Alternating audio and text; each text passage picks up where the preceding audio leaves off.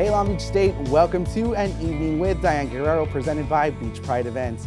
I'm sitting here today with author, actress, and activist Diane Guerrero. Diane, thank you so much for being here with us today. Thank you for having me. So cool. So we're going to start off, if you could read a part of the book from your Call to action? Call to action chapter. So here you go. Wonderful. Okay. Once upon a time. No, I'm just kidding. Along that road, I spent a lot of time trying to make sense of why I'd gone through what I had gone, what I have, and what I was put here to do.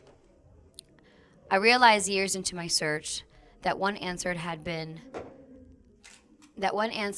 staring me in the face. I am the girl whose parents were stolen.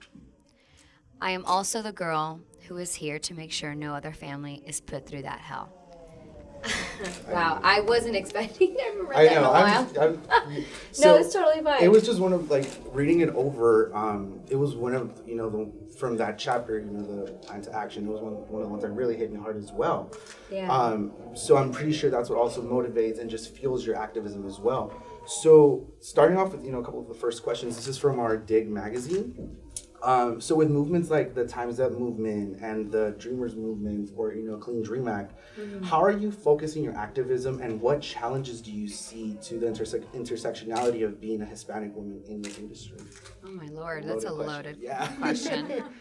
Well, right now, I always kind of go through that moment before I come here, before I go anywhere. It's like, what am I doing really? And, some of us, we get frustrated because sometimes it seems like it's not enough. I think right now my role, my book is so recent. Certainly timely with everything that's happening in our country, with the negative rhetoric surrounding the immigrant community, and of course, the injustice that DACA students are facing. And so I think that having my platform, my focus right now is to continue sharing my story, to continue sharing my experience and having discussions all around the country with those who want to hear it and those who desperately need it. I'm here to represent my community as much as I can by being visible, by being heard. And any opportunity that I have, I am talking about these issues. I am talking about my story. I am talking about the importance of immigration reform and a Clean Dream Act. And I'm trying to, like I said, just represent my community as best that I can. I do face a lot of challenges. Right now, I have to say I'm not seeing much. We have seen a little bit more of different movements join the immigration rights movement, which I hadn't seen in the past. And as far as a Latina woman goes in this industry, I haven't seen much support from my peers.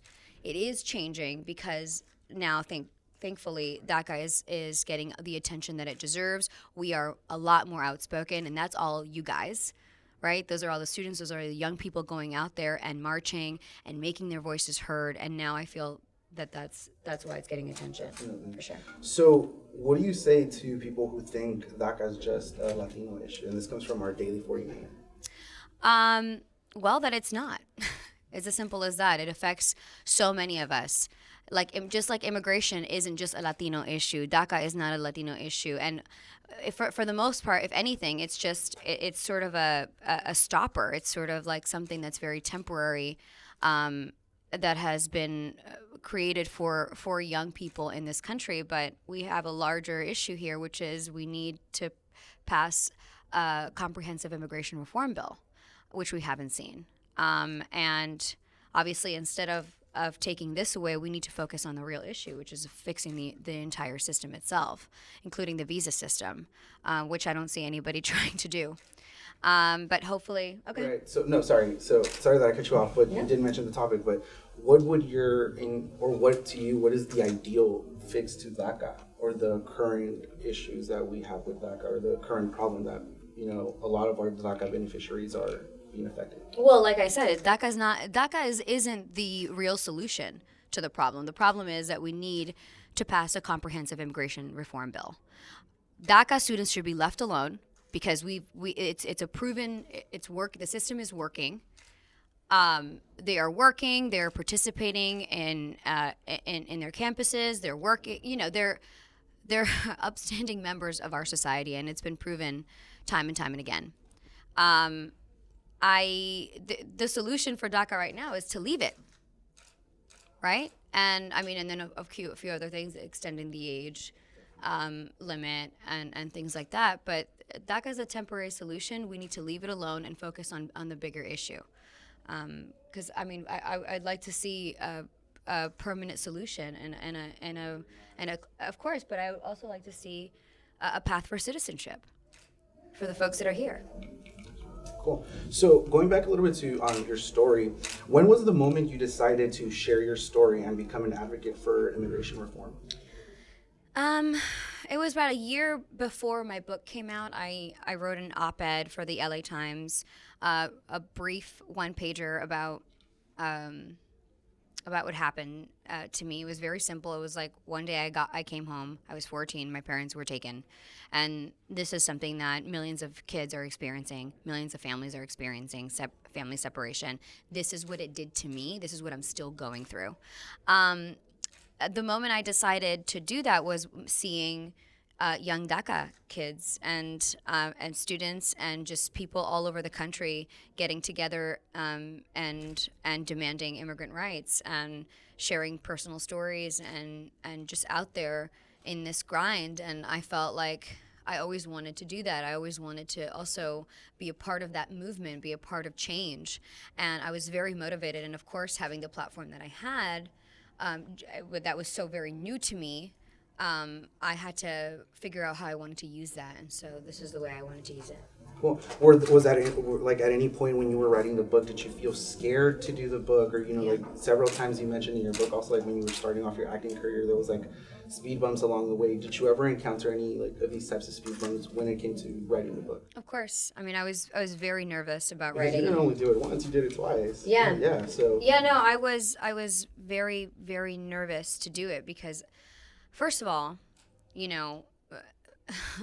immediately as a woman of color, as a woman, when you start talking about these issues, when you start sharing your opinions and your views on political issues, you get shot down. And that's exactly what happened to me. And as, of course, an actor, you have no business talking about this. You don't know, you're dumb, you're stupid. You're facing all of these negative comments and all these this negative energy around you just using your voice and being a citizen of this country and just saying, well, wait a minute, I'm a human being and I have a right to say what happens to me and my family and what happens to my future.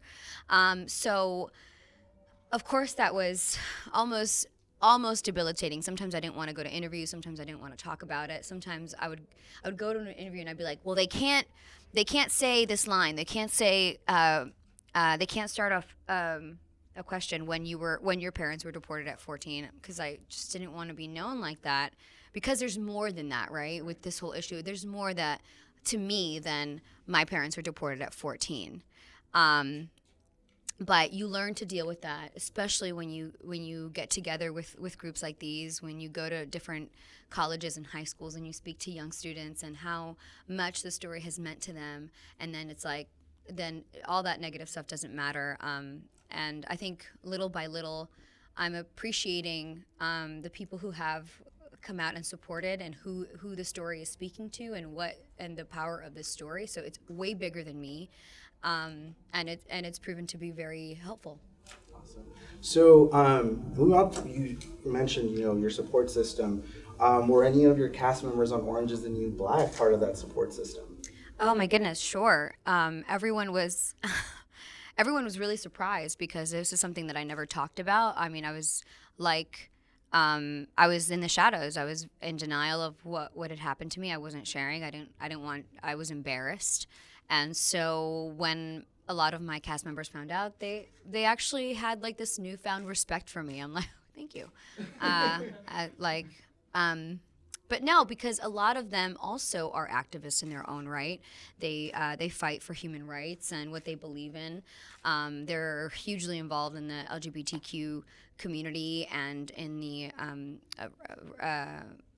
in prison reform, in the prison reform movement. So I think when I came out with this story, no one knew, and they were very excited for me, and also sort of woke them up a little on this issue.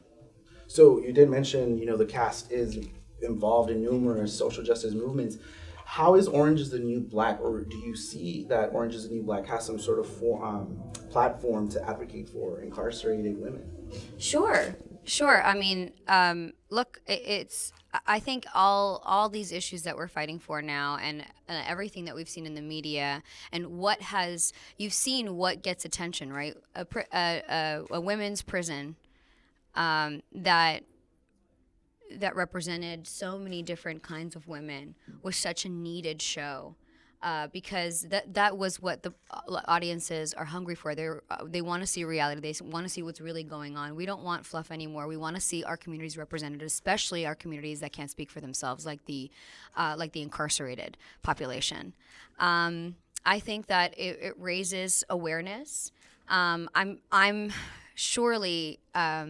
Like when I do this work, I kick myself because I want to do so much more for the prison reform movement, which will be something that I get to, and that starts happening soon, I hope, because I'm very passionate about it. What I advise people all the time is look, when you're thinking about what you want to step into as far as any activism work or any movements, is always start with something that really connects to you, so that you can go full speed on that. But know that you are going to have to care about every single other issue if you truly are an intersectional person. If you really truly want to see change, it's not just one thing that you can care about. It's multiple things. Cool. And just to kind of wrap it up real quick, Sure. Your story has empowered a lot of fans. What kind of advice, or just one piece of advice that you would have for anybody that is going through the same thing or issues that you went through? I think that education is a huge part of it. I think that when I was going through this whole ordeal, first, not only was my school we weren't learning about what was going on. We had a certain idea of who was affected by certain issues. I say educate yourself as much as possible. Be out there looking just for knowledge on what's happening on a day-to-day. Participate as much as you can. This is the time that your civic engagement matters the most. We have an election period coming up in November for a new Congress. That is going to be so important for everyone to really get together and unite and say, okay, what kind of country do we want? Who do we want representing us? So I think that these questions should be a little more apparent in your mind, and you have to be thinking about it, because we are in a very volatile time and it's scary as shit. Well, awesome, Diane. Well, thank you so much for sharing your story. Thank you. Your resiliency surely does shine in the work that you do, and continue doing what you're doing. You're awesome. Thank you. Awesome. Thank you. Thank you so much on behalf of Long Beach State and all of our student media. Thanks for being with us. Thank you, guys.